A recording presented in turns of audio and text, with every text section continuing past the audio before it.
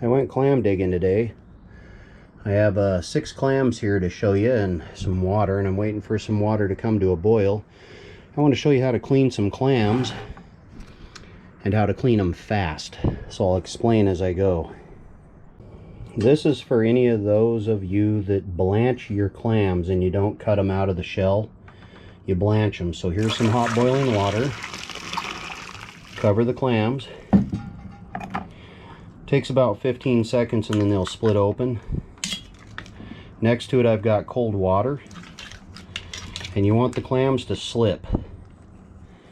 And then start putting them in cold water. Okay, once they start to slip off their shell. And putting them in the cold water will cool them down quick. It stops the cooking processes. So that's what we're attempting to do here. I know it's a few of them in the bottom, but oh, they're pointing up. Talking and looking. Okay, that one hasn't slipped yet, so we'll give it a second. I'll tip that downward. Okay, now that one's semi-slipped. I'll cool them off and then I'll get back to you on the next stage that I want to show you.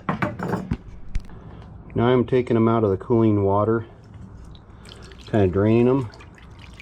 That's so they don't squirt all over the place while you're cleaning them. Okay. And I'll just take one of these and just show you how I clean these. I use scissors. The tongs were for getting them out of the hot water. The scissors are for snipping and cleaning. So I take the tip of the neck off, like so. Okay, there's 2 muscles, one here, one here. I will snip right there on the upper muscle by the neck. I'll put it to the left side of the muscle and up the siphon. Then I will take this tail and I will pull it through. Oh, there's a good squirt for you. And I'll pinch it right by the muscle. Right? Now the scissors aren't in my hand at that time. So after I do that, this much is clean except for the gill here. And right under here on the back side is actually where they poop. That little button right there sticking out. So all I do is cut that off. Getting rid of the muscle.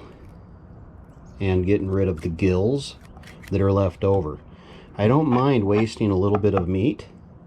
And I'll put it right back in the bowl of water. Actually, I'm going to put it in the pan because I'm going to do quick cleaning.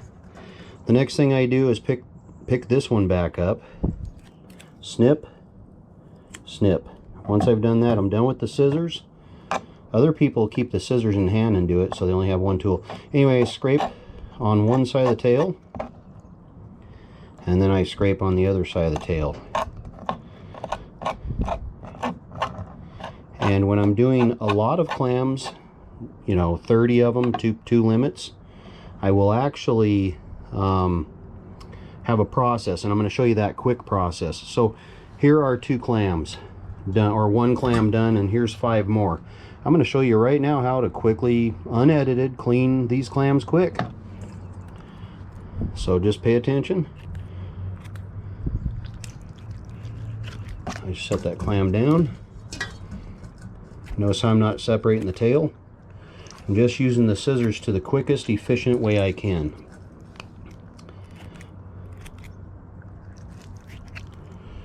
Okay. Oh, snip, nip.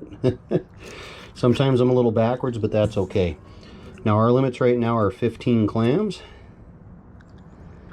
And that's what that is. So anyway, I'll separate the tail now. I'll pull it through, pinch. Pull it through and pinch. I'm keeping the muscle on the neck side. Okay. Pull it through, pinch to separate.